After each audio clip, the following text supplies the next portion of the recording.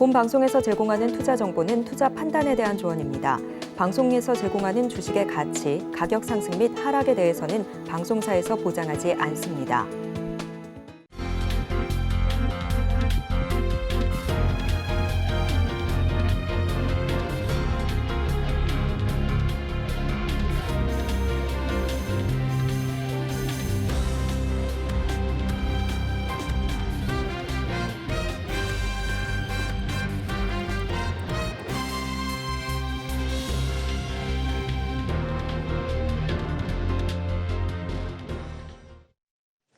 시청자 여러분 안녕하세요. 오늘을 돌아보고 내일을 준비하는 오늘장 내일장 일부 진행의 백선혜입니다. 시장에서 가장 많이 관심이 쏠렸던 FOMC 결과가 나왔습니다. 일단 이번에는 동결이지만 점도표에 조금 더 관심을 가지셨을 텐데요. 상향으로 조정됐습니다. 이에 따라서 연내 추가 금리 인상 가능성이 점쳐지고 있고요. 내년 역시도 인하 강도가 줄어들 것으로 예상이 되고 있습니다. 2025년까지 고금리 기조가 이어질 것으로 예상이 되면서 뉴욕 증시는 3대 지수가 모두 힘을 내지 못했습니다. 우리 지수도 이 영향을 받으면서 하락세로 출발을 했는데요. 우리 지수 더욱더 힘이 빠지고 있는 모양새가 펼쳐지고 있습니다. 한편 20일까지 수출입 지수도 발표가 됐습니다. 수출이 지난해 같은 기간과 비교를 했을 때 10% 증가한 것으로 집계가 되긴 했지만 무역 적자가 5억 달러로 집계됐다는 점도 참고를 해보시기 바랍니다. 우리 시장에서는 외국인과 기관이 동반 매도세를 보이고 있고요. 환율도 10원 넘게도 오르는 모습이 포착이 되고 있습니다. 오늘 시장 어떻게 마감이 될지 저희 방송과 함께 끝까지 지켜보시기 바랍니다. 본 방송에서 제공해드리는 정보는 투자 판단에 대한 조언일 뿐 해당 주식의 가치와 수익률을 보장하지는 않습니다. 아울러 서울경제TV와 서울경제신문은 당사의 브랜드입니다. 최근 당사를 사칭하는 피해 사례가 늘어나는 만큼 각별히 주의해 주시기 바랍니다. 또 저희 방송 유튜브를 통해서도 보실 수 있습니다. 유튜브 검색창에 서울경제TV라고 검색하시면 저희 방송과 함께 하실 수 있으니까요. 실시간 채팅도 많이 참여해 주시기 바랍니다. 9월 21일 목요일입니다. 오늘장 내일장 1부는 이 시각 보도본부로 시작하겠습니다. 앞서서 살펴보셨던 헤드라인 중에서 세 가지를 골라서 심층적으로 다뤄보겠습니다. 오늘은 보도국의 서정덕 기자와 함께합니다. 어서 오세요. 반갑습니다. 네, 먼저 첫 소식부터 살펴보도록 하겠습니다. 네. 윤석열 대통령이 미국 뉴욕에서 열린 제78차 유엔 총회에 참석했습니다. 기조 연설에 관심이 쏠렸습니다. 예. 어떤 내용이 담겼을까요? 말씀해 주신 대로 연설에 올랐고요. 2년 연속 연단에 오른 건데요. 글로벌 에너지 전환을 주도하기 위해 무탄소 연합을 제안을 했습니다. 태양광 풍력, 이른바 신재생 에너지에 더해서 원전까지 더한 열린 플랫폼을 제시를 한 건데요. 아리백 재생에너지로 사용변력 100%를 충당하는 것에 요구안에 반해 이 무탄소 에너지는 원전과 수소 등의 이른바 범위가 넓어지는 만큼 보다 현실적이고 또 실용적인 대안이라는 평가를 받고 있는데요. 이 효율이 낮은 재생에너지를 고집하기보다는 고효율 무탄소 에너지를 폭넓게 활용해서 이른바 탄소 중립을 앞당기자는 의미를 갖고 있습니다. 현재 재생에너지만을 기준으로 2050년도까지 탄소 중립을 만들어야 되는데 이게 사실상 좀 어렵다는 얘기가 나오고 있는 것도 사실입니다. 그래서 탄소 에너지 100% 충당하면 개도국 경제적 비용도 부담이 만만치 않다라는 얘기까지 나오고 있거든요. 그래서 탄소 중립을 위한 세계 각국의 에너지 정책 방향도 재생 에너지와 함께 이 무탄소 에너지를 최대한 활용하는 쪽으로 수렴이 되고 있는 분위기가 형성이 되고 있는 겁니다. 윤 대통령은 이렇게 얘기합니다. 무탄소 에너지 확산을 위해 세계 누구나 참여할 수 있는 오픈 플랫폼, 이른바 무탄소 연합을 결성하고자 한다며 국제 공동 연구를 추진하고 민간의 기술 혁신과 투자를 촉진하고자 한다고 이렇게 이야기를 밝혔습니다.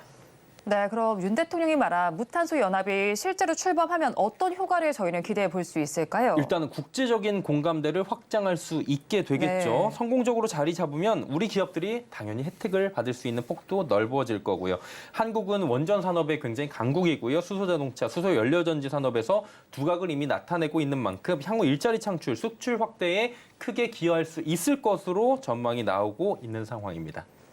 네, 다음 소식 살펴보겠습니다. 9월 FOMC가 끝이 났습니다. 이번에는 동결을 했는데 연내 추가 인상 가능성을 제시를 하면서 우리 정부도 촉각을 세우고 있죠. 예, 앵커께서 서두에서 말씀해 주신 대로 지금 네. 상황이 그렇게 좋지가 않죠. 매파적인 동결이라는 얘기가 나올 정도로 파월 의장이 조금 이제 매파 본색을 드러냈다라는 얘기들이 네. 나오고 있는 건데요. 일단은 예상된 수순은 맞습니다. 하지만 파월 의장이 조금 전에 저도 말씀해 드린 대로 그리고 여러분도 알고 계신 대로 매파적인 발언을 내놓고 있는 겁니다. 시장 상황에 따라서 연내 FOMC 두 번이 남습니다. 11월, 12월 두 번이 남는데 두 번 가운데 최소 한 차례는 인상할 수 있는 점도표상의 여유가 있는 거고요. 긴축 정책을 유지한다고 시사를 한 겁니다. 그리고 내년이 문제입니다. 내년에 4.6%의 점도표 중간값이 나왔는데 지금 5.1%까지 올라갔습니다. 그렇다면 내년에 4번 정도의 금리 하향이 예상이 됐었는데 2번 정도로 줄어들게 된다니 그리고 고금리 상황, 5%의 고금리가 내년도 이어진다고 하니까 시장이 좀 충격을 받을 수밖에 없는 거고요. 추경호 부총리도 고금리 장기화에 대한 경계감을 내비치고 있는 상황이고요. 한국은행은 각별한 경계감을 갖고 긴밀하게 대응하겠다라고 밝혔습니다. 네, 마지막 소식 산업계 소식으로 예. 알아보겠습니다. 기아가 레이 전기차를 내놨죠. 이 전동화 전환에 속도가 붙고 있는 모습인데요. 예, 어쩔 수 없이 이제 유가가 올라가게 되고요. 탈탄소로 가게 되면은 전기차에 대한 전환은 빨라질 수밖에 없고요. 우리 국내 산업계도 발이 빠르게 움직일 수밖에 없는 상황입니다. 레이의 전기차 모델이 내놓은 건데요. 가격 경쟁력을 앞섰다는 평가를 받고 있는 상황입니다. 구매 보조금을 지금 받게 되면 최소 2천만 원대 구매가 가능하게 되는 건데요. LFP 인산철 배터리를 탑재한 현대차 그룹 내 최초의 전기차 모델입니다. 주행거리는 조금 아쉽습니다. 205km 정도 복합으로 나오고요. 도심은 233km 나온 걸로 확인이 되고 있는데요. 사전 계약은 괜찮은 것 같습니다. 지난달 24일부터 이달 20일까지 20여 거일 동안 사전 계약을 받았는데 6,000대 정도가 사전 계약을 한 것으로 지금 나타나고 있고요. 초과 달성은 한 50% 정도 나온 걸로 알고 있습니다. 전체 계약 가운데 개인 고객은 55% 그리고 3040 소비자가 전체 72%를 차지하고 있다는 소식입니다. 네, 오늘 이 시각 보도본부에서는 UNA 기조 연설부터 해서 기아 레이 전기차 소식까지 전해드렸습니다. 보도국 서정덕 기자와 함께했습니다. 오늘 말씀 고맙습니다. 고맙습니다. 계속해서 시황센터 연결해서 이 시각 시장 상황 알아보겠습니다. 최유정 캐스터가 전해드립니다. 시황센터 최유정입니다. 오늘 우리 시장은 고민이 더욱더 깊어진 모습입니다. 간밤 미국 FOMC에서는 예상대로 금리 동결은 했지만 연내 추가 금리 인상 가능성을 열어두면서 투자 심리가 위축된 모습이었는데요. 오늘 그 영향이 우리 시장에도 고스란히 전해진 모습입니다. 양시장 계속해서 낙폭을 키워가고 있고요. 코스피는 1.5% 넘는 하락세, 코스닥은 2%가 넘어가는 약세 흐름 보이고 있습니다. 또 오늘 밤에는 미국에서 신규 실업수당 청구 건수, 주택 판매 지수, 그리고 경기 선행 지수가 발표되는데요. 계속해서 미국의 경기 지표에도 관심을 가져주시면 좋겠습니다. 그렇다면 오늘 우리 시장 코스피 먼저 살펴보도록 하겠습니다. 코스피 오늘 대부분의 업종에서 파란불 켜내고 있는 가운데 그중에서도 섬유의복, 화학 업종에서 두드러진 약세를 보이고 있습니다. 오늘 시가총액 상위 종목도 모두 파란불 켜내고 있고요. 오늘 지수 살펴보면 코스피는 2,544선에서 갭 하락 출발을 해서 계속해서 낙폭을 키워간 모습입니다. 현재는 1.56% 하락한 2,519선에서 움직이고 있습니다. 어제는 2,560선을 회복하기도 했는데요. 하지만 오늘은 2,560선에서 계속해서 더 멀어지는 모습 보이고 있습니다. 이어서 수급도 살펴보도록 하겠습니다. 오늘 개인만이 4거래일 연속 매수 우위 보여주고 있습니다. 대형주와 제조업 쪽에서 강한 매수 흐름 이어나가면서 6,731억 원 사들이는 모습입니다. 하지만 역부족이죠. 기관과 외국인 각각 5,774억 원, 1,054억 원 팔아내는 모습입니다. 이어서 코스닥도 살펴보도록 하겠습니다. 코스닥 역시 대부분의 업종이 파란불 켜내고 있고요. 그중에서도 반도체, 통신 장비 업종에서 약한 흐름 이어나가는 모습입니다. 코스닥은 오늘 875선에서 시작해 역시나 계속해서 낙폭을 키워가고 있는데요. 코스피보다 더 심한 낙폭을 보이고 있습니다. 현재 2% 넘는 하락세 보이고 있고요. 863선에서 움직이고 있는 모습입니다. 이어서 수급도 살펴보도록 하겠습니다. 코스닥, 기관과 외국인 5거래일 연속 매도 우위 보여주고 있는데요. 2,333억 원, 1,290억 원 팔아내는 모습입니다. 오늘 개인은 제조업에서 강한 매수 흐름 이어나가고 있고요. 3,786억 원 사들이는 모습입니다. 이어서 특징 섹터 살펴보도록 하겠습니다. 먼저 전력 설비 관련주입니다. 오늘 지수가 쉬어가는 가운데 개별 종목 장세가 이어지고 있고요. 하지만 그중에서도 상승하는 섹터는 있기 마련이죠. 전력 설비 관련주 살펴보도록 하겠습니다. 먼저 비츠로테크 17%대 강세 보이고 있습니다. 비츠로테크는 중입자 치료 관련주로도 알려지면서 오늘 강세 보이고 있습니다. 이어서 한전산업 오늘 0.62% 강세 보이고 있고요. LS전선 아시아, LS그룹이 2차 전지 관련해서 글로벌 경쟁력을 강화한다는 소식에 상승 탄력 받았었는데요. 오늘도 1% 넘는 강세 보이고 있습니다. 이어서 비츠로시스 인도네시아에 ESS를 공급한다는 소식이 알려지면서 강세를 보였었죠. 오늘은 3% 넘는 강세로 이어나가는 모습입니다. 이어서 하락하는 테마도 살펴보도록 하겠습니다. 오늘 자율주행 자동차 관련주입니다. 모건 스탠리에서는 테슬라의 슈퍼컴퓨터 도조에 대해서 긍정적인 평가를 내놓으면서 강세를 보였는데요. 하지만 자율주행 관련주, 간밤 미국에서 테슬라와 엔비디아의 주가가 하락하는 모습 보이면서 오늘 국내에도 그 하락 영향이 이어지는 모습입니다. 관련주 살펴보도록 하겠습니다. 먼저 넥스트칩 오늘 5% 넘는 하락세 보이고 있고요. 퓨런티어는 어제 3% 넘는 강세로 마쳤는데 오늘은 6%대 하락세 보이고 있습니다. 이어서 라이콤 어제 24% 넘는 강세로 장을 마쳤는데요. 오늘은 10%대 낙폭을 보이고 있는 모습입니다. 이상 오늘장 시황 살펴봤습니다. 남은 오후장도 저희와 함께 하시면서 현명한 투자 전략 세워가시기 바라겠습니다. 이상 시황센터 최유정이었습니다.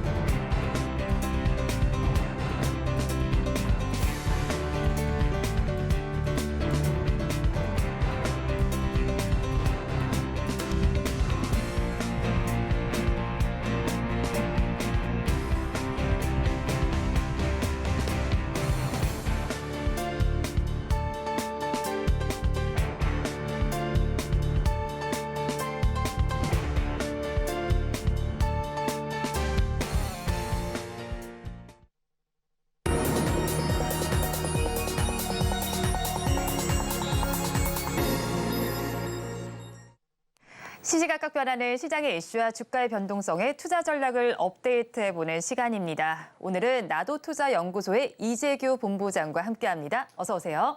안녕하세요. 본부장님과 이야기 나눠볼 뉴스 화면을 통해서 살펴보겠습니다. 오늘의 뉴스입니다. 우리나라 첫 중입자 가속기 치료를 받은 환자의 암 조직이 제거됐다는 소식이 전해졌습니다. 지난 19일 연세암병원에 따르면 올해 4월부터 전립선암 2기 진단을 받고 중입자 치료를 받은 암 환자 2명의 몸에서 주변 장기 손상 등 후유증 없이 암 조직이 제거된 것으로 알려졌습니다. 현재 우리나라를 포함해서 전 세계에서 중입자 치료기를 보유한 국가는 일본과 독일, 중국, 이탈리아, 오스트리아, 대만 등 7개 나라에 불과합니다. 관련해서 오늘 중입자 치료와 핵융합 에너지 섹터에서 강세가 나타나고 있습니다. 자세한 내용 짚어보도록 하겠습니다. 최근에 뉴스가 나와 있었죠. 우리나라에서 중입자 치료를 받은 암 환자의 암이 좀 효과적으로 제거됐다라는 소식이 전해져 왔습니다. 이 소식 속에서 모비스 등이 좀 상한가를 기록하기도 하는 등 좋은 모습을 보여주기도 했는데 일단 핵융합 에너지의 최근 관련 주가부터 먼저 체크를 해봐야 할 것 같아요. 네, 그죠. 모비스랑 비츠로테크 같은 핵융합 관련주들이 최근에 굉장히 좋은 모습을 보이고 있습니다. 이게 테마성으로 움직이고 있다라고 우리가 판단할 수가 있는데 이 핵융합 쪽 같은 경우는 제가 물리를 전공한 것이 아니기 때문에 정확하게 이해는 못하겠지만 어쨌든 이 초전도체에서 핵융합 그리고 중입자까지가 전체적으로 연동이 되어 있다라고 판단을 하시면 될 것 같습니다. 아직까지 실체가 뚜렷하게 나와 있는 상황은 아니지만 최근에 이제 우리나라 증시가 꽤나 어려운 상황에 놓여 있죠. 거래대금도 많이 줄어들고 있고 특히 오늘 같은 날은 지금 이 핵융합 관련해서 자금이 집중되는 모습이 계속해서 좀 이어지고 있습니다. 이런 것은 이제 시장 자체가 뭐 우리나라가 반도체라든지 2차 전지라든지 큰 자금이 들어올 만한 섹터에서 약세를 보이다 보니까 자금이 이제 일시적으로 강하게 몰리고 있다라고 보고 있습니다. 그래서 올해는 8월 달부터 이렇게 테마성을 가지고 있는 종목들이 굉장히 큰 변동성을 보이고 있는데 이게 트레이딩 관점으로는 그래도 좀 괜찮지만 네. 이걸 이제 중장기적으로 끌고 가기엔 좀 부담이 될 수 있는 부분이 있다라는 말씀을 드리고 싶습니다. 그렇죠. 일단은 사실 이 부분이 저도 이제 잘 이해가 되지 않는 부분이긴 한데 이제 핵융합 에너지와도 지금 같이 엮여서 움직이고 있습니다. 이 부분에 대해서 좀 잘 아시는 분들께서는 댓글 통해서도 좀 알려주시면 좋을 것 같고요. 그리고 모비스의 경우에는 지금 상한가를 3거래일 연속 기록을 하고 있는 상황입니다. 지금 오늘도 29%대 상승률 보여주면서 상한가 직행한 모습이 나타나고 있고요. 그런데 실적 측면을 살펴보면 사실 뭐 그다지 좋지는 않은 상황입니다. 그렇다면 지금의 상승을 이용해서 차익 실현에 나서 봐야 할까요? 네, 많은 분들이 모비스라는 기업을 오랫동안 보유하신 분들도 계시고 지금 이제 탄력적으로 움직이다 보니까 이 종목을 최근 들어서 매수를 하시는 분도 많이 계실 텐데 지금부터는 이제 신규 매수는 좀 위험하다라고 저는 네. 보고 있습니다. 이제 보유를 하고 계신 분들 같은 경우, 수익이 난 분들 같은 경우는 일부라도 차익 실현을 좀 하면서 추이를 봤으면 좋겠습니다. 이게 지금 보니까 우리가 이 핵융합 에너지를 만드는 데 있어서 초전도체가 필요하다라고 합니다. 그러니까 초전도체의 기술력을 가지고 있으면 핵융합이 쉽다라는 거죠. 그리고 이제 그 핵융합이 되는 과정에서 원자핵이 이용이 되는데 그 원자핵 안에 중입자가 들어간다라고 합니다. 그래서 핵융합과 초전도체와 그리고 중입자까지가 이렇게 연관관계가 있는데 지금 실질적으로 움직이고 있는 종목군들을 보면 관련된 계속해서 개발을 하고 있다든지 연구를 하고 있다든지 이렇게 어쨌든 사업부에서 관련이 있는 기업들이 지금 엮여서 변동성을 보이고 있는데 너무 탄력적으로 움직이고 있다라고 저는 생각을 하고 있습니다. 그러니까 이 시장에서 크게 움직일 수 있는 자금의 영역이 없다 보니까 테마성을 가지고 있는 종목 쪽에 많이 몰렸다라고 생각을 하는 거죠. 그렇기 때문에 수익이 나신 분들은 너무 잘하셨고 대신 이제 욕심을 많이 내기보다는 좀 잘 대응을 하셔가지고 수익이 난 분들은 수익을 챙기시고 그리고 이제 지금부터 매수 관점으로 접근을 하신다면 비중을 굉장히 많이 줄인다든지 이런 방식으로 좀 리스크 관리에다가 초점을 둬서 진행을 하시면 도움이 될 것 같습니다. 네, 일단은 수익 실현을 해보시는 방법을 추천을 좀 드렸고요. 거기에 이제 신규로 접근하신다면 좀 고려를 해서 접근을 하시면 좋겠다는 의견까지 주셨습니다. 그렇다면 비츠로테크 역시도 3거래일 연속 강세를 보이고 있습니다. 근데 앞서서 모비스한 차트 모양이 살짝은 다른 부분이 양봉이긴 하지만 윗꼬리가 좀 살짝씩 다 달리면서 3거래일 연속 상승세를 보이고 있는 상황입니다. 그리고 뭐 사실 상반기 영업이익도 호조를 보이기도 했고요. 자회사도 좀 좋은 뉴스가 나와 있죠. 비츠로셀의 경우에도 세계 1위 리튬 1차 전지 회사로 성장이 좀 기대가 되고 있는데 그렇다면 지금 좀 주가 위치가 부담스러운 위치긴 하지만 보유하는 관점이 유효할까요? 네, 비츠로테크 같은 경우는 뭐 앞서 보셨었던 모비스에 비해서는 내재 가치가 좀 더 안정적인 회사라고 볼 수가 있습니다. 다만 지금 당장에는 우리가 어쨌든 테마성 자금이 많이 들어와 있다라고 저는 생각을 하고 있기 때문에 중장기적으로 볼 때는 뭐 앞서 말씀하셨던 것처럼 자회사도 굉장히 좋습니다. 실질적으로 자회사의 시가총액에 대한 지분율만 따져보더라도 비츠로테크는 더 올라가는 게 맞는데 이건 어쨌든 자회사에 대한 가치가 온전히 반영이 됐을 때 가능한 부분이고 지금 당장에는 어쨌든 시장에서 핵융합과 중입자 쪽으로 엮여 있는 상황이기 때문에 저 지금 좀 애매하긴 합니다. 만약에 직전 고점 8월 16일 날 만들어놨었던 직전 고점을 돌파하게 된다면 한 번 더 시세가 나올 가능성은 있습니다. 다만 현재 윗꼬리가 살짝 달리면서 밀리고 있는 현재 상황에서는 이제 보유하신 분들은 아까 모비스와 마찬가지로 어느 정도 차익 실현을 하시는 게 좀 더 맞지 않을까. 왜냐하면 이런 기업들 같은 경우는 만약에 하락을 하게 된다면, 꺾여서 하락을 하게 된다면 이게 매도할 기회조차 주지 않고 빠지는 경우가 있기 때문에 수익이 나고 있을 때는 어느 정도 일부라도 좀 챙겨가면서 매매를 하시는 게 좋을 것 같습니다. 네, 그렇죠. 테마가 꺾이면 이 부분이 악재로 작용할 가능성이 있으니까 너무 크게 가져가진 않은 것이 좋겠다라고 의견을 제시를 해주셨습니다. 그렇다면 최근 테마주가 사실 극심한 변동성을 보이고 있는 장세가 펼쳐지고 있습니다. 핵융합 에너지 관련주도 반짝 상승을 했다가도 상승분을 반납하는 모습을 보이기도 했는데 그러면 오랫동안에 이제 핵융합 에너지와 관련돼서는 저희가 어떻게 좀 시각을 가져가면 좋을까요? 네, 이게 참 재밌죠. 8월 달부터 우리나라 시장이 테마성 종목들이 굉장히 많은 변동성을 보이고 있는데 제가 이제 이 중입자 치료까지 나오고 나서 어떤 생각이 좀 들었냐면 우리가 먼저 출발한 것은 초전도체였습니다. 초전도체 쪽이 부각이 됐다가 이제 이 기업들이 또 원전과도 많이 관련이 있어요. 그래서 원전 쪽도 한번 이슈가 됐다가 그리고 다시 이번에는 중입자 치료까지 나오고 이번에는 또 다시 이제 핵융합까지 나오고 있는데 이 관련되어 있는 기업들에 대한 모멘텀들이 순차적으로 계속해서 나오고 있다라는 것은 어떻게 보면 이 업종 자체가 계속해서 좀 우상향을 좀 더 할 수 있지 않을까라는 그런 기대도 조금씩 만들게 하는 부분입니다. 다만 이제 현재까지 나와 있는 수치라든지 팩트만 놓고 보자면 실질적인 매출로 이어지는 부분은 거의 없기 때문에 우리가 테마성이라고 볼 필요는 분명히 있다라는 거고 다만 이런 부분들이 다음 달에도 다다음 달에도 이어지게 된다면 뭐 투자자분들 입장에서는 트레이딩 관점으로라도 그때는 좀 접근을 해볼 필요가 있다라고 보고 있습니다. 특히 만약에 우리나라 시장이 어느 정도 지금 오늘도 굉장히 약한 모습을 보이고 있는데 만약에 우리나라 시장이 여기서 좀 더 밀리게 된다면 아마 이런 테마성 종목군들이 장세가 좀 더 이어질 가능성이 높습니다. 네. 2차 전지라든지 반도체라든지 큰 산업군이 강하게 움직이지 못한다면 자금이 갈 곳이 없기 때문에 일시적으로 시장에서 부각되는 쪽에 몰릴 가능성이 높다라는 거죠. 그래서 이런 부분들을 감안을 하셔서 매매 트레이딩을 하신다면 그 부분을 좀 감안하셨으면 좋겠습니다. 네, 일단은 아무래도 지금 초기 단계인 만큼 트레이딩 관점에서 접근을 하시면 좋겠다라는 의견을 제시해 주셨습니다. 그러면 다음 뉴스 화면을 통해서 살펴보겠습니다. 서울경제신문에서 발췌한 내용입니다. 위메이드의 중국 진출 가능성이 부각되고 있습니다. 어려운 장 속에서도 위메이드 관련주들은 시세를 분출하고 있는데요. 앞서 전기 IP와 액토즈 소프트는 지난달 8일 미르의 전설 2-3 라이선스 계약을 체결한 바 있습니다. 액토즈 소프트가 미르 2-3의 중국 라이선스 사업 독점권을 갖는 대가로 위메이드에게 5년 동안 매년 1,000억 원씩 모두 5천억 원을 지급하는 내용입니다. 관련해서 오늘 위메이드 그룹주들이 강세를 연출하고 있습니다. 자세한 내용 짚어보겠습니다. 오늘 시장은 사실 오르는 종목이 특징주가 아닌가 싶습니다. 그중에서 좀 주인공이 될 만한 종목이 바로 이 위메이드 그룹주가 아닌가 싶거든요. 게임주 전반에 지금 견인하고 있는데 그룹주 상승의 견인 동력은 어디서 찾을 수 있을까요? 네, 위메이드 같은 경우는 그 미르와 관련되어 있는 모멘텀이 오늘 좀 부각이 됐다라고 볼 수가 있습니다. 앞서 말씀하셨던 것처럼 액토즈에서 이제 1,000만 원이 아니죠. 1,000억의 계약금을 지급을 하면서 이 계약금을 주지 않을 수도 있다라는 그런 불확실성이 어느 정도 해소가 된 부분이죠. 그래서 이제 시장에서는 그런 불확실성이 해소됐다라는 것.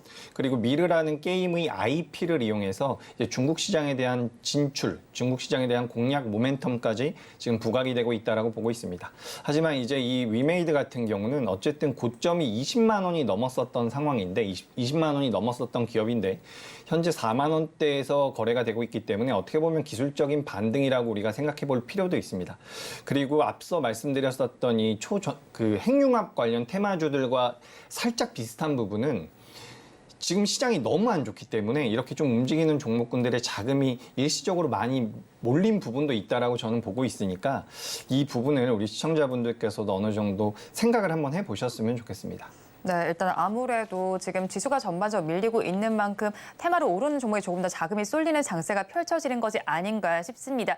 그런데 한편 또 이제 미르4와 미르M과 같이 글로벌로 유명한 이 게임들이 중국 판호 발급 기대감이 있는 상황입니다. 여기에 또 하반기에는 나이트크루 글로벌 버전의 P2E 시스템을 탑재할 계획이기도 합니다. 그렇다면 하반기까지 위메이드 그룹 내에서 위메이드에 대한 관심을 확대를 해봐도 괜찮을까요?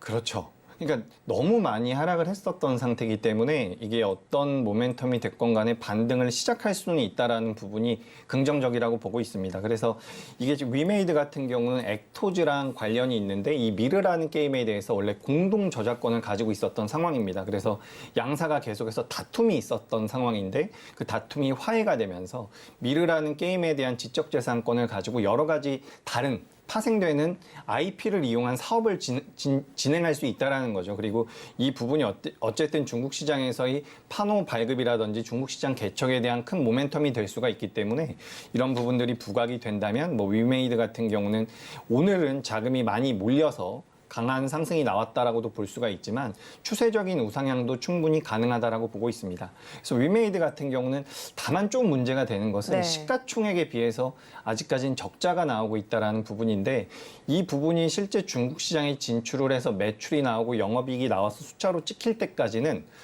너무 공격적인 매매보다는 좀 비중 조절을 하면서 그러니까 어떤 종목이든지 내가 너무 자신 있고 내가 분석했을 때 완벽한 기업이라고 하더라도 어느 정도 비중 조절은 필요하다라는 말씀 드리겠습니다. 네, 중국 판호 발급 이슈도 있고 뭐 긍정적인 요소도 있지만 일단 시가총액과 비교했을 때 적자를 내고 있는 기업인 만큼 신중한 접근이 필요해 보입니다. 그렇다면 또 다른 종목으로 좀 살펴보면 네오위즈의 경우에는 피해 거짓 출시 이후에 좀 급등세를 보이기도 했습니다. 하지만 오늘 장에서는 10% 넘게 빠지고 있습니다. 그런데 또 증권가에서는 게임주에 대해서 봤을 때 지금 좀 저평가 구간이라는 분석도 나오기도 하거든요. 그렇다면 네오위즈의 경우에는 오늘의 저점을 좀 저가 매수의 기회로 활용을 해봐도 괜찮을까요? 네, 오늘 굉장히 공교롭게도 제가 다른 방송에서 모비스와 네. 네오위즈를 질문을 받은 적이 있습니다. 이번 주 초였는데 네. 당시에 이제 모비스 같은 경우는 많이 안 올랐었던 상태라서 더 갈 수 있습니다라고 말씀드렸고 네오위즈 같은 경우는 이번 주에 만약에 이 주가 자체가 월요일에 저점을 깨고 내려간다면 연중 저점을 이탈하는 것이기 때문에 일단은 잘라냈다가 보자라는 말씀 드린 적이 있습니다. 지금 네오위즈 같은 경우는 똑같은 의견이에요. PA 거짓이란 게임이 매출 부분에서 뭐 2위권에 들어가면서 굉장히 좋은 출발을 보였지만 제가 생각했을 때는 전반적인 게임 업종 자체가 곧 있으면 강하게 상승을 할 것 같습니다. 하지만 그에 앞서서 여기 좀 공포를 주는 구간에 지금 들어와 있다라고 보고 있습니다. 네. 넷마블도 그렇고요. 펄어비스도 그렇고요. 대형 게임주들 같은 경우 어느 정도 반등을 주다가 최근 들어서 좀 급격하게 밀리는 모습이 나왔는데 이 조정 이후에 저점이 나오면 그때부터는 게임주들이 본격적인 반등을 할 수 있다라고 보고 있습니다. 다만 지금 당장에는 이제 네오위즈가 바로 바닥을 잡았다라고는 좀 보기 어렵기 때문에 저는 당장은 좀 어렵고 양봉이 좀 나오거나 하반 경직이 어느 정도 나오면서 더 이상 밀리지 않을 때 그 밀리지 않는 자리를 잡아내는 게 어렵지만 네. 어쨌든 현재 상황은 연중 저점을 깨고 내려갔기 때문에 매물이 좀 더 나올 수가 있습니다. 왜냐하면 이게 심리적으로 매물대를 깨고 내려가면 투매 물량도 나올 수 있는 부분이기 때문에 이런 부분을 감안하셔가지고 만약에 매수를 한다면 분할 매수 관점으로 보는 게 좋다라는 말씀 드리겠습니다. 네, 네오위즈는 조금 더 하락할 가능성도 있는 만큼 만약에 매수를 하신다면 분할 매수의 관점으로 대응을 해보시면 좋겠습니다. 그럼 오늘 뭐 중입자 치료와 관련된 쪽과 그리고 핵융합 에너지, 거기에 게임주까지 좀 살펴봤는데 탑픽 종목은 이 섹터 내에서 가지고 오셨을까요? 아니면 저희가 섹터를 조금 더 시각을 넓혀서 좀 봐야 할까요? 네, 제가 오늘 핵융합 쪽과 게임주 쪽에서 한 종목을 준비해 보려고 했는데 네. 오늘 조금 너무 자금이 많이 몰려서 내일이나 뭐 다음 주 우리나라 시장 또 연휴로 들어가게 되면 거래 대금이 많이 줄 수가 있습니다. 그래가지고 좀 단기적인 모멘텀보다는 앞으로 다음 주나 다다음 주, 다음 달에도 좀 볼 수 있는 종목으로 준비를 해봤는데 저는 이 골프존이라는 기업을 좀 말씀을 드리고 싶습니다. 이 골프존 많이들 아시는 네. 기업일 거예요. 근데 이 기업 같은 경우도 굉장히 오랜 기간 하락을 했습니다. 뭐 2021년도에 20만 원대에서 현재 10만 원이 좀 안 되는 가격에서 거래가 되고 있는데 이 회사 같은 경우는 신제품이 7년 만에 나왔다라고 합니다. 그래서 7년 만에 나온 이 제품으로 지금 있는 골프존의 교체를 하게 된다면 그에 따른 매출이 굉장히 많이 개선될 가능성이 높다라는 거죠. 그래서 골프존이라는 기업 같은 경우는 이 매출, 기업 자체의 매출이 늘어날 수 있는 실질적인 외형 성장의 가능성이 있다라는 겁니다. 그렇기 때문에 앞서 보셨었던 자금이 일시적으로 좀 몰려가지고 변동성을 키우는 종목들보다는 좀 더 낫지 않을까라고 생각을 하고 있습니다. 그래서 골프존 오늘 준비해봤습니다. 네, 오늘 토픽 종목으로는 골프존 제시해 주셨습니다. 지금까지 나도투자연구소의 이재규 본부장과 함께했습니다. 오늘 말씀 고맙습니다.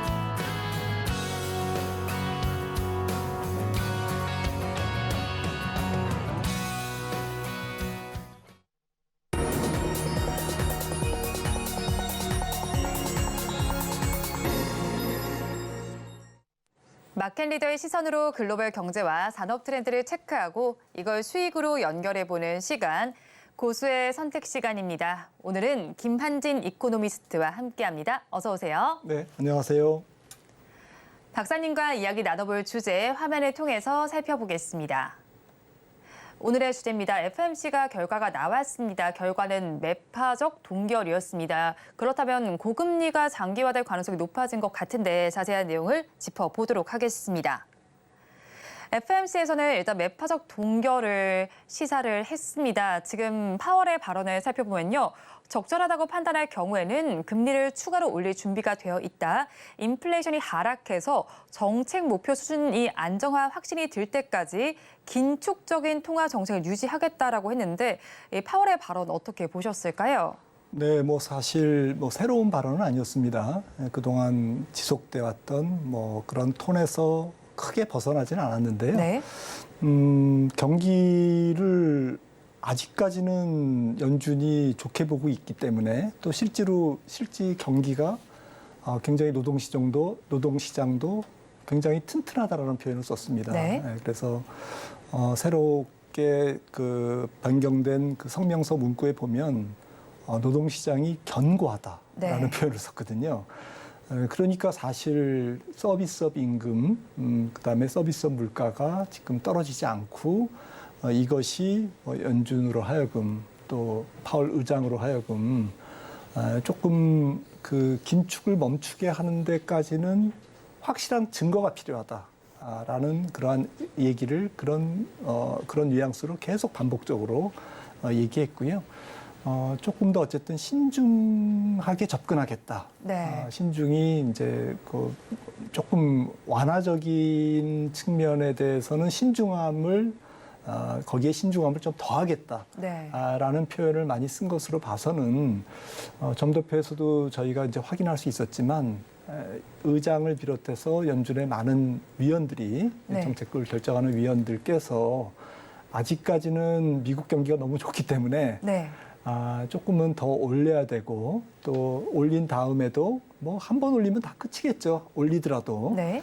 그거는 맞는데 그 다음에 좀 하이어 폴 롱거 조금 오랫동안 높은 금리를 지속할 가능성에 대해서 언급을 했고 점도표에서도 이제 그런 것들이 드러난 발표 내용이었다고 보시면 되겠습니다. 네, 파월의 발언이 사실 새로 나온 내용이라기보다는 결을 좀 비슷하게 하면서 조금 더 신중하겠다, 신중하겠다를 조금 네. 더 많이 강조를 했던 것 같습니다. 그러면 저희는 아무래도 사실 시장에서도 알고는 있었어요. 그런 만큼 수정된 점도표에 조금 더 관심을 가져보자. 이게 조금 더 관심사였었잖아요. 그러면 연내 추가로 금리를 어느 정도 인상할지 그리고 내년에는 또 금리 기조를 어떻게 가져갈지 힌트를 얻을 수 있었을 것 같은데요. 네, 올해는 일단 11월에 금리를 한 번 더, 11월, 12월 두 번의 FOMC가 이제 정책이 남아 있습니다만은 아마도 올린다면 12월보다는 11월에 25bp 올릴 확률이 한 70%까지는 안 되고 네. 한 55%. 55%요? 네. 50%를 살짝 넘는 수준에서 연준위원들이 이제 그렇게 전망을 하고 있고요. 하지만 이제 12명이 뭐 19명의 위원들 중에서 뭐 12명이 금리를 올려야 된다라고 얘기했지만 뭐 10월 달에 발표되는 고용 지표나 뭐 물가 지표를 보고 데이터를 보고 한 3명 정도만 만약에 안 올리는 쪽으로 돌았으면 네. 뭐 9대 10으로 오히려 동결될 수도 있습니다. 네. 그래서 10월 달 지표가 좀 중요할 것 같다. 한 3명 정도가 변심을 할 건지 안 할 건지. 네. 이제 뭐 좀 미지수고요. 아무튼 그래서 제가 뭐 약간 55% 네. 숫자적인 의미는 없고 50%가 살짝 넘는 수준에서 11월 인상 가능성이 있다라고 말씀을 드렸는데 문제는 이제 내년이죠. 점도표상으로는 이제 중간값이 네. 내년도 금리 인하 폭을 직전 6월 점도표에서는 4번 인하, 네. 25bp씩이면 100bp가 되겠죠. 1%포인트를 인하하겠다라고 이제 연준위원들이 봤는데 이번 9월 FOMC 결과로는 네. 한 2번밖에 인하를 못하겠다라고 네. 이제 점도표에서 표시를 했습니다. 그 얘기는 아무래도 경기가 좋기 때문에 네. 그 바람에 이제 물가가 잘 안 내려가니까 내리더라도 4번 인하가 아니라 조금 2번 인하 쪽으로 이번 정책 회의에서는 조금 기운 그런 결과값을 볼 수 있었습니다. 네, 그렇죠. 아무래도 좀 이번 점도표가 나오면서 조금 상황이 좀 달라진 것 같습니다. 그렇다면 지금 뭐 경제 지표를 보겠다라는 이야기가 계속 나오고 있는데 앞으로 연준의 금리 정책과 관련해서 영향을 미칠 요소는 저희가 어떤 것을 좀 짚어볼 수가 있을까요?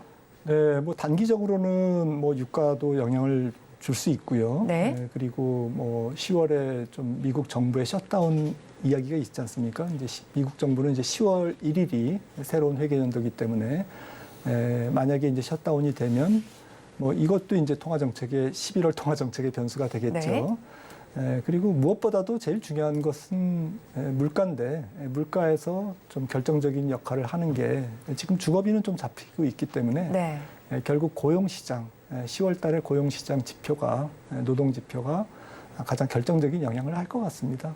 제 생각에는 그렇게 인상 확률을 높게 볼 수만은 또 없는 네. 그런 상황인 것 같습니다. 예상 확률이 높지는 않지만 일단 네. 10월에 나올 고용 지표를 저희 좀 꼼꼼하게 좀 체크를 해봐야 할 필요가 있어 보입니다. 그렇다면 또 국제 유가는 산유국의 감산 영향 속에서 사실 일부 뭐 고품질 저유황 경질류의 경우에는 100달러를 넘어서는 모습을 보이기도 했습니다. 사실 시장이 우리처럼 국제 유가가 100달러라는 선이 넘게 된다면 글로벌적으로 인플레이션 향방이 어떻게 될지 저희가 좀 한번 살펴봐야 할 것 같은데 어떻게 봐야 할까요? 네, 지금 공급 이슈 때문에 지금 유가가 올라가고 있는데 네. 생각보다는 조금 거침없이 올라간다라는 게 6월 이후에 WTI, 뭐 브렌트, 뭐 공히 지금 30%가 넘게 올랐거든요. 네.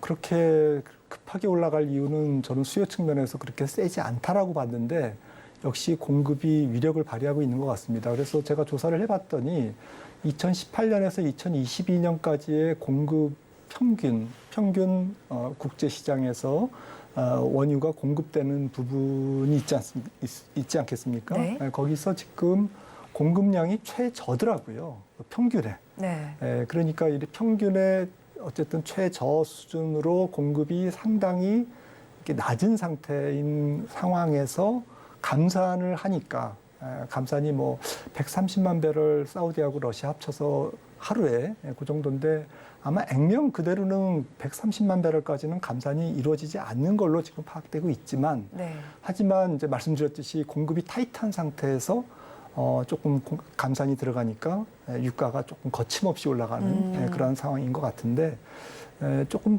장기적으로 지속될 가능성은 높아 보이지 않는 게 역시 유가가 올라가면 유가는 자동적으로 자체의 경기 조절 기능을 갖고 있다. 네. 자동차도 뭐 적게 타고 안 탈 수는 없겠지만 그다음에 소비도 줄고 이렇게 해서 원유 수요 자체가 감소하는데 원유 수요가 오펙이 지난번에 전망에서 전망을 내놨는데요. 올해보다는 내년도에 가면 이제 중국 중심으로 수요가 이제 급감을 한 걸로 지금 오펙은 보고 있습니다. 그러니까 유가가 올라가더라도 공급 요인으로 올라가는 것은 그렇게 길지 않을 것이다. 수요가 줄기 때문에 네. 결국에는 유가는 어느 정도의 수준에서 다시 반락할 가능성이 높다. 이렇게 보시는 게 맞을 것 같습니다. 네, 일단 유가가 지금 오르는 이유는 공급이 타이트한 상황 속에서 감산을 하기 때문에 오르고 있는데 앞으로 내다봤을 땐 수요도 감소할 것이기 때문에 다시 또 반락할 가능성이 있다라는 점까지 짚어주셨습니다. 그렇다면 사실 시장에는 환율과 유가라는 변수가 좀 등장을 했다라고 봐야겠습니다. 거기에 우리나라와 미국의 금리 차도 큰 상황으로 지금 나타나고 있는 상황이잖아요. 그런 만큼 앞으로 금통위는 어떤 카드를 내드리게 될까요? 금통위 입장에서는 정말 좀 머리가 복잡하겠죠. 네. 네, 금리 차도 있고 또 최근에 엔화 약세 또 위안화 약세와 이제 보조를 맞추면서 원달러도 조금 약세 기조를 호시탐탐 보이고 있거든요. 그런 상황에서 이게 금리 차가 벌어져 있기 네. 때문에 10월 19일 뭐 금통위에서는 일단 뭐 동결 가능성이 높습니다. 왜냐하면 11월 1일에 FOMC를 앞두고 있는 상황이기 때문에 우리가 먼저 선제적으로 움직이지는 않겠죠. 하지만 그 차차기 금통위에서는 뭔가 이렇게 결정을 할 수밖에 없는, 만약에 연준이 11월 1일 날 금리를 25bp 올리면 조금 금리 차가 더 벌어지기 때문에 조금 거기에 대한 부담감을 갖고 있을 건데요. 아무튼 뭐 여러 가지 복잡한 상황에서 우리나라 금통위는, 한국은행은 경기를 생각한다면 금리를 동결하기를 원하겠죠. 그런 상태에서 조금 연준의 상황을 조금 눈치를 볼 것 같습니다.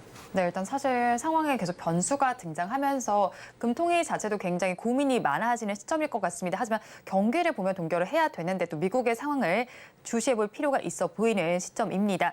그렇다면 또 특히나 9월 들어서 글로벌 증시의 지지부진한 흐름이 지속되고 있습니다. 여기에 또 FOMC에 따라서 위험 회비 심리가 더욱더 뚜렷해진 모습인데, 그러면 또 우리 증시의 경우에는 긴 연휴를 앞두고 있잖아요. 이 징크스에 어떤 거 좀 염두에 둬야 할 것 같은데 어떻게 보시나요? 네, 원래 글로벌리 9월 장세가 조금 안 좋은 그런 달이라고 하고요.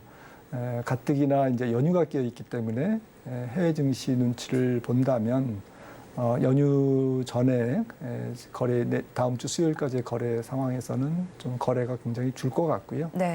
그러면서 조금 좀 그 긴 연휴를 조금 유동성을 확보하면서 넘어가려고 하는 차익 실현 욕구라든지 혹은 위험 관리 욕구, 이런 것들이 표출되면서 미국 증시가 만약에 약하게 진행된다면 미국 증시보다는 조금 더 과민한 반응을 보일 가능성이 있기 때문에 조금 주식을 그렇게 무리하게 그동안 투자 안 하셨던 분들 입장에서는 조금 종목별로 조금 뭐 추석 전에 조금 저점 매수, 아주 길게 뭐 이렇게 큰 매수 관점이라기보다는 평소에 사고 싶었던 종목, 밸류에이션이 나쁘지 않은 종목인데 조금 그러한 차익 실현 욕구라든지 이런 걸로 인해서 빠진다면 조금 뭐 저점 매수를 할 수 있는 그런 찬스라고 저는 생각을 합니다. 일단 연휴 전에는 조금 저점 매수로 좀 관심을 가졌던 종목에는 좀 바라봐도 괜찮겠네요. 그렇다면 또 8월 들어서 우리 증시에서 외국인 투자자들이 좀 발을 빼고 있다고 봐야겠습니다. 그런데 더욱더 이제 매도 공세가 더 거세지고 있는 상황이에요. 우리 증시에 대해서 투자 매력도가 떨어지는 원인을 어디서 찾을 수가 있을까요? 또 이게 얼마나 또 장기화되게 될까요? 네, 저는 연말까지는 조금 지속될 가능성이 있어 보이는 게, 일단 여러 가지 불확실성이 오늘 말씀 나눴듯이 연준발 불확실성, 또 글로벌 증시에서의 좀 경기적인 측면에서의 불확실성이 좀 있고요. 특히나 외국인 수급이 좀 적극적으로 긍정적인 측면으로 들어오기가 어려운 이유는 일단 전 세계적으로 시장 금리가 올라가고 있고, 그런 상태에서 연준의 약간은 매파적인 그런 스탠스가 12월까지는 이어질 가능성이 높기 때문에 금리를 올리든지 안 올리든지 시장은 조금 달러 강세에 반응할 것 같아요. 그러면 달러 강세와 금리 인상이라는 것, 금리 상승이라는 것은, 시장 금리 상승이라는 것은 글로벌 금융시장의 조금 긴축 기조, 그리고 신흥국으로 자금이 쏠리지 못하게 만드는 브레이크 역할을 하거든요. 그런 측면에서 우리나라 시장도 예외가 아니다라는 측면, 또 중국의 불확실성이 아직까지는 남아있기 때문에 외국인들 입장에서는 올해까지는 좀 중국을 좀 보면서 한국 시장도 조심을 해야겠구나라는 이제 약간 쓸데없는 걱정일 수도 있지만 일종의 중국 시장을 프락시로 보기 때문에 이제 그렇습니다. 환율 시장도 마찬가지로 좀 원달러가 자꾸 약세로 움직이려고 하는 올라가려고 하는 그런 속성이 아직까지는 남아있기 때문에 수급상 외국인들의 수요가 큰 폭으로 증가할 수는 좀 역부족인 그러한 상황이 연말까지는 진행될 가능성이 높다고 생각합니다. 네, 금리와 환율도 강한 상황이고요. 거기에 중국을 바라보는 시각도 우리 시장에까지 영향을 미치고 있는 것으로 보입니다. 더불어 증권가에서는 사실 주도하는 업종이 없다라고 지금 판단을 하고 있습니다. 그렇다면 하반기에 저희가 포트폴리오를 정비한다면 어떤 거에 방점을 두고 리밸런싱을 해봐야 할까요? 네, 전체적으로 좀 실적 장세로 바로 넘어가기는 지금 경기 여건이 녹록치 않기 때문에 역시 금융적인 상황에 따라서 조금 변동성을 보이는 그러한 약간의 조금 피곤한 장세가 지속될 가능성이 있기 때문에 일단은 3분기 실적 가이던스가 굉장히 중요할 것 같아요. 그래서 단기적으로는 3분기 실적이 좋게 나오는 종목들에 좀 초점을 두시는 게 맞을 것 같고요. 단기 모멘텀은 아울러서 뭐 조금 이어서 본다면 3분기 가이던스가 좋게 나오면서 내년까지도 매크로 경기보다는 뭐 독자적인 사업 모델로 수익 모델을 갖고 있으면서 실적이 개선될 수 있는 수주가 느는 산업이라든지 조금 경기를 덜 타는 그러한 좀 안정 성장주 위주의 매크로에 너무 노출돼 있는 기업보다는 노출이 안 돼 있는 기업들, 또 핵심 경쟁력을 가지면서 수주가 느는 기업들 쪽에 좀 초점을 더 보시는 게 좋을 것 같습니다. 뭐 실적 측면을 조금 더 바라보면 좋겠다라는 의미로 의견을 주셨습니다. 사실 그런데 주도주가 없다라는 뜻을 또 다시 해석을 해보면 테마주 장세가 또 이어질 것이다라는 뜻으로도 해석이 될 것 같아요. 그렇다면 좀 앞으로도 이런 장세가 장기화되게 될까요?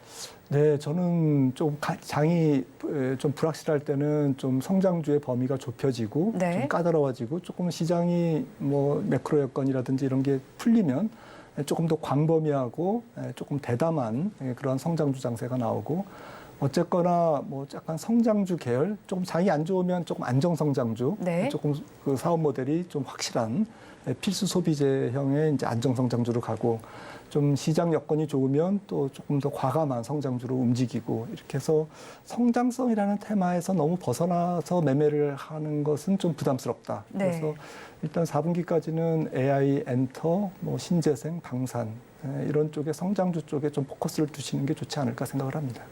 네, 그렇다면 지금 사실 또 이제 반도체 쪽 같은 경우도 제가 알기로는 지금 저점을 지나고 있다라는 분석들이 나오고 있잖아요. 이런 부분들을 저희가 바라볼 때는 어떤 포인트를 좀 두고 시각을 좀 보면 좋을까요? 네, 좀 시청자분들께서 굉장히 혼란스러우실 것 같습니다. 미국 경기는 좋아서 금리를 계속 올려야 되는데 우리나라 반도체 경기라든지 전체적인 세계 경기는 뭔가 따로 움직이는 것 같다. 이런 뭐 약간 혼돈에 빠질 수 있는데요. 지금 미국 경기가 좋은 것은 미국의 좀 특수성이 조금 가세된 거고요.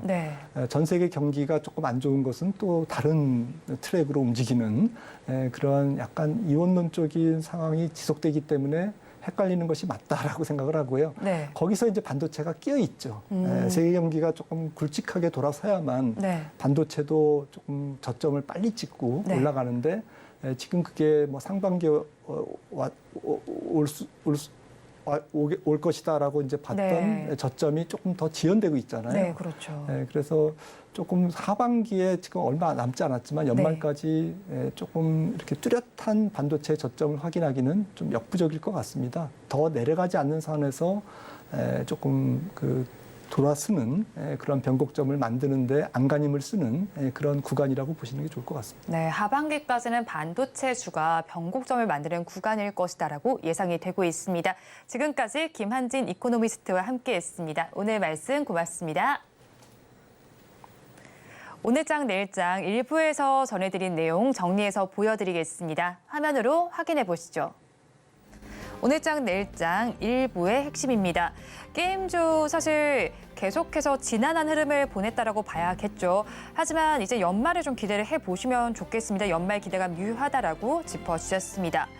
그리고 오늘은 이제 탑픽 종목을 다뤄드렸던 섹터 외에서 가지고 오셨습니다. 골프존을 가지고 오셨는데요. 신제품으로 하락 추세가 반전될 가능성이 있으니까 골프존에 관심을 가져보셔도 좋겠습니다. 그리고 FOMC가 끝났습니다. 그리고 9월도 거의 막바지를 달리고 있는 만큼 10월 장에 대해서 한번 여쭤봤는데요.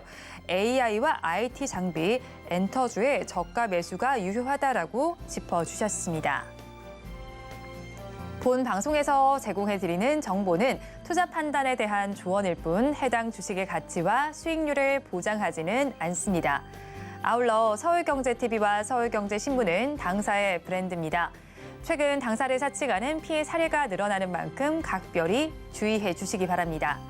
오늘장 내일장 1부에서 준비한 순서는 여기까지입니다. 저희는 잠시 후 2부로 돌아오겠습니다.